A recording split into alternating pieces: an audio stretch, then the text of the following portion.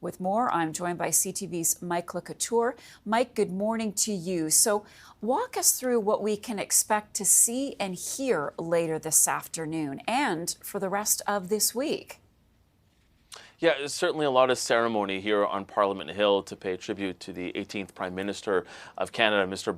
Brian Mulroney. First, we will have the arrival of his family, so his widow, Miss Mila Mulroney, and of course Caroline, Ben, Mark, and Nicholas, his sons, and all of their spouses. They'll be arriving at West Block at about 2:30. The reason for that is because at about 3:15, that's after a question period, you will have all of the leaders paying homage to Prime Minister Mulroney. The one exception is Bloc Québécois. Instead of the leader Yves-François Blanchet, we will be hearing from Louis Plamondon. Interesting, because Plamondon did serve with Mr. Mulroney in the Progressive Conservatives between 1984 and 1993.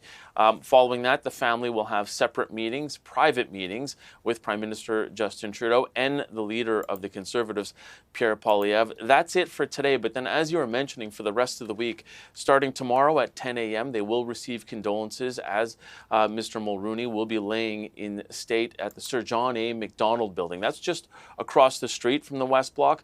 And that's a building that is usually used to host dignitaries. Anytime we see those bilateral press conferences with Prime Minister Trudeau and people such as President Joe Biden, it happens in that building. So certainly we are expecting a lot of dignitaries there, Marcia. We're expecting all the MPs to go and pay their respects, obviously.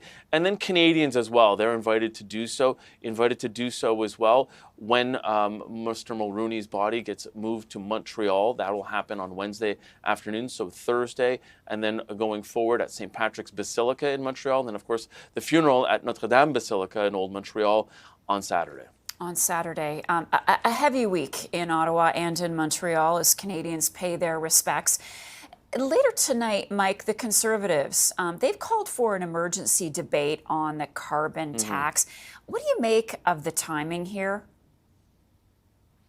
Yeah, it's a little difficult considering what is happening this week, but the reality is that the business of Parliament does have to continue, Marcia.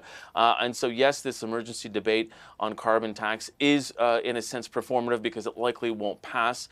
The bar for meeting an emergency debate very high. The Conservatives have a certain number of opposition days that they can use to put some of this forward. So, in a sense, they have to do it, or they would want to do it on this day. They want to make sure that they continue with the politics, trying to keep that separate from, obviously, the sadness and paying the tribute to Mr. Mulroney. At the same time, Marcia, I mean, one would look at this and say Mr. Mulroney would also potentially look at this as an opportunity to hold the government to account as well. If he was opposition leader, that is the type of thing that potentially would have happened. But I think one has to look at this and understand that the business of Parliament still has to continue. This is the only week in March the parliamentarians are sitting because of the 2 weeks of break that they had, or in their constituency, one for spring break and the other one they were spending likely in their constituency. And then the following week, so not this week, the week after, we have Easter coming up and they are off for that as well. So the business of Parliament does have to continue today at the same time as paying respect to Prime Minister Brian Mulroney. Mike Couteur, good to see you this morning. It's been a while, my friend. You take care. We'll talk to you again soon. And a programming note, CTV News Channel will have special coverage of former Prime Minister Brian Mulroney lying in state. That begins tomorrow morning at 9 a.m. Eastern, and it will be streamed live on ctvnews.ca.